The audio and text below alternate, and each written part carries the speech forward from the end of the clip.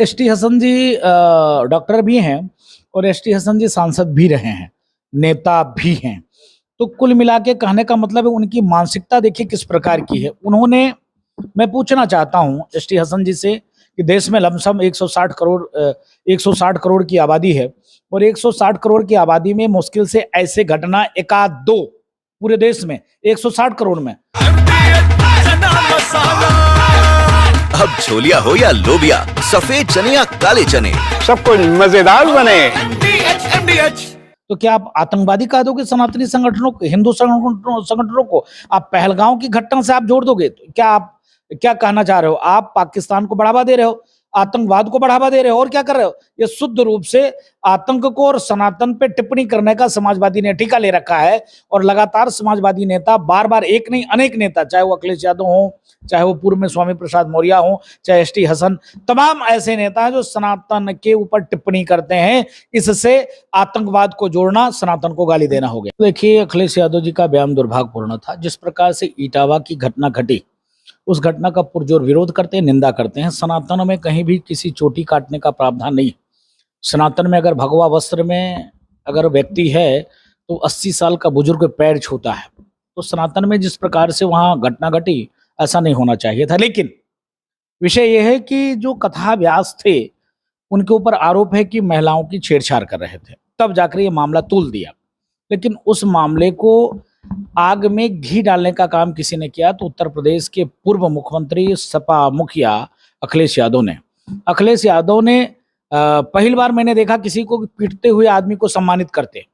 भाई वो व्यक्ति कहा ना कि हाँ मेरे साथ दुर्व्यवहार हुआ, पीटा मैं गया और सम्मानित किया जा रहा है। अरे उसके साथ तो ना होना चाहिए था, उसके साथ होना चाहिए था हाँ तुम्हारे साथ गलत हुआ, ऐसा नहीं हो। लेकिन जिस प्रकार से उन्होंने ब्राह्मण बनाम यादव किया, लेकिन आभार व्यक्त करता हूं, कोई लड़े नहीं, लेकिन दंगे हुए ना। आपने देखा होगा कि पुलिस की गाड़ियां तोड़ी गई, कोतवाली पे हमला हुआ। अगर वही उस गांव में गए होते तो क्या स्थिति होती।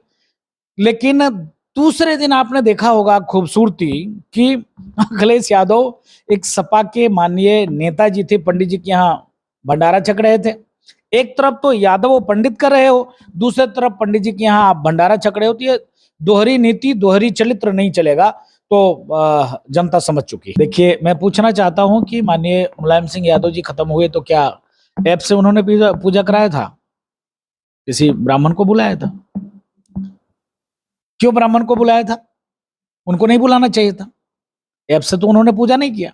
देखिए, वैदिक परंपरा में, सनातन पद्धति में, वैदिक जो विद्वान है, जो ब्राह्मण है, वो वेद पुराण शास्त्र उपनिषद के ज्ञाता होते हैं। जैसे हम साधु हैं, हम हवन कर सकते हैं, पूजन कर सकते हैं, ठाकुर जी की सेवा कर सकते हैं। आप कह दो कि बाबा जी आकर चैनल पर बैठकर एंकरिंग करो, तो कर पाएंगे क्या? नहीं कर सकते उतना अच्छा।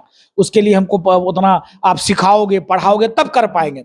इसके नाते ये उनकी वो जो बातें हैं वो हम लोग के जो है दिमाग में आता नहीं है, क्योंकि लगातार सनातन पे टिप्पणी कर देते हैं और एक वो सिर्फ एक कौम, एक मजहब, एक संप्रदाय को खुश करने के लिए ऐसी बात करते हैं और कोई बात नहीं है।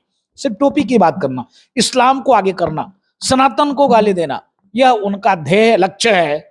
अभी तक अयोध्या नहीं आ पाए। अगर वाकई में भगवान कृष्ण के वंशज है, डंके की चोट पे कहें कि हाँ भगवान कृष्ण की जन्मभूमि मंदिर निर्माण हम कराएंगे, हम उनके साथ हैं, नहीं बोल सकते। दम है क्या?